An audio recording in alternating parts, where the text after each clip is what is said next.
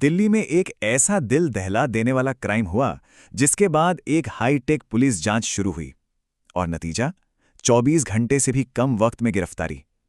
आज हम इसी कहानी की तह तक जाएंगे और देखेंगे कि कैसे डिजिटल सुरागों ने एक अपराधी को सलाखों के पीछे पहुंचा दिया। सोचिए, ये सवाल पड़ोसियों ने संदिग्ध से वारदात से कुछ ही घंटे पहले पूछा था।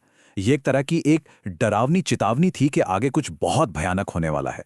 चलिए देखते हैं कि ये सब हुआ कैसे। तो आज हम इस पूरे मामले को समझेंगे। शुरुआत करेंगे उस चौंकाने वाले क्राइम से, फिर देखेंगे कि कैसे 24 घंटे का ये मैनहंट चला, डिजिटल सुरागों के पीछे की कहानी क्या थी, बदले का मकसद क्या निकला और आखिर में बड़ी तस्वीर पर भी नजर डालेंगे। मतलब दिल्ली के क्राइम के आंकड़े क्या कहते हैं। तो चलिए, कहानी शुरू होती है साउथ ईस्ट दिल्ली के अमर कॉलोनी इलाके से।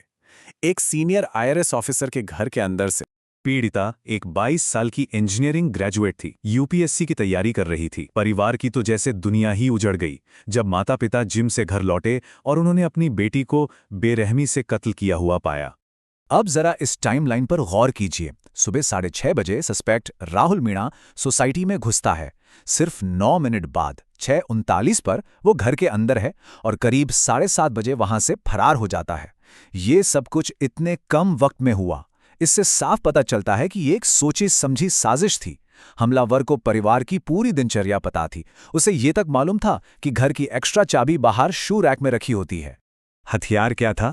एक मोबाइल फोन चार्जर की केबल, जिससे यौन उत्पीड़न के बाद पीड़िता का गला घोटा गया।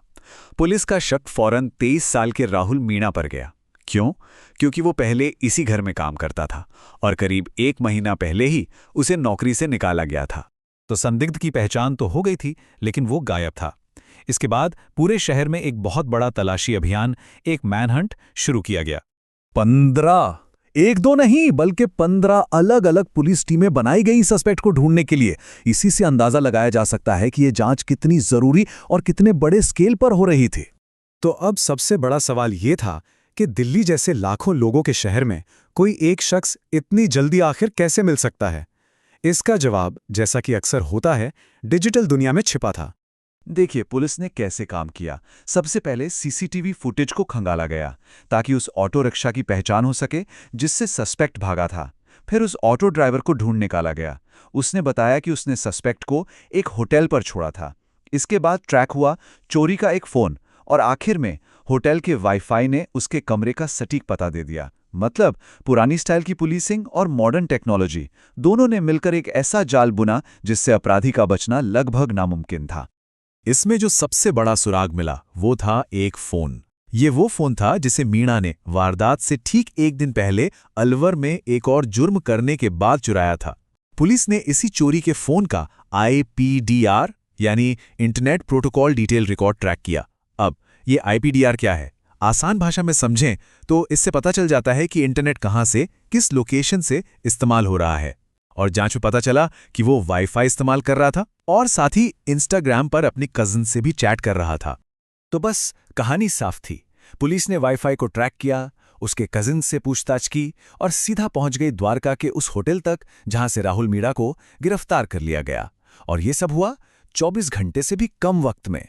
ये पूरी तरह से एक टेक्नोलॉजी ड्रिवन ऑपरेशन था। तो सस्पेक्ट अब पुलिस की गिरफ्त में था। अब सवाल ये नहीं था कि उसे कैसे पकड़ा गया, बल्कि सवाल ये था कि उसने इतना खौफनाक जुर्म आखिर क्यों किया। और जब जांच आगे बढ़ी तो मकसद भी साफ हो गया। वजहें कई थीं। एक तो उसे ऑनलाइन सट्टेबाजी की बुरी लत थी। वो कर्ज में डूबा हुआ था। एक पड़ोसी को ही उसे 1.5 लाख रुपए देने थे। उसे नौकरी से भी निकाला गया था क्योंकि उसने पैसों की हेराफेरी की थी। और उसका क्रिमिनल रिकॉर्ड भी था। दिल्ली की वारदात से एक दिन पहले ही उसने अलवर में एक और संगीन जुर्म को अंजाम दिया था। तो कुल मिलाकर ये सब नौकरी से निकाले जाने के अपमान का बदला लेने के लिए किया गया था। ये एक मामला जितना दुखद है उतना ही एक बड़ा डेटा पॉइंट भी है। मतलब इससे हमें एक बड़ी तस्वीर को समझने में मदद मिलती है और उस बड़ी तस्वीर को समझने के लिए हमें नेशनल क्राइम रिकॉर्ड्स ब्यूरो यानी NCRB की 2023 की रिपोर्ट पर एक नज़र डालनी होगी। तो अगर आंकड़ों को देखें तो दिल्ली में महिलाओं के खिलाफ होने वाले अपराधों में 2022 के मुकाबले 2023 में थोड़ी कमी आई है, करीब 5.5% की। लेकिन ये पूरी कहानी नहीं है। जब हम कुछ खास तरह के अपराधों को देखते हैं तो तस्वीर थोड़ी कह सकते हैं कि ज्यादा चिंताजनक नजर आती है। और ये चार्ट उस चिंता को साफ दिखाता है। मेट्रो शहरों की बात करें तो 2023 में दिल्ली में एसिड अटैक के सबसे ज्यादा मामले दर्ज हुए। पॉक्सो एक्ट के तहत यानी बच्चों के साथ होने वाले रेप के मामले भी सबसे ज्यादा दिल्ली में ही थे और अपहरण की दर के मामले में भी दिल्ली दूसरे नंबर पर रहा। तो कुछ प्रगति के बावजूद ये आंकड़े बताते हैं कि अभी भी एक लंबा रास्ता तय करना है। तो ये पूरा मामला हमें एक तरफ तो मॉडर्न इन्वेस्टिगेशन की ताकत दिखाता है कि कैसे टेक्नोलॉजी अपराधियों को पकड़ने में मददगार साबित हो रही है, लेकिन साथ ही ये एक बहुत बड़ा और मुश्किल सवाल भी खड़ा करता है।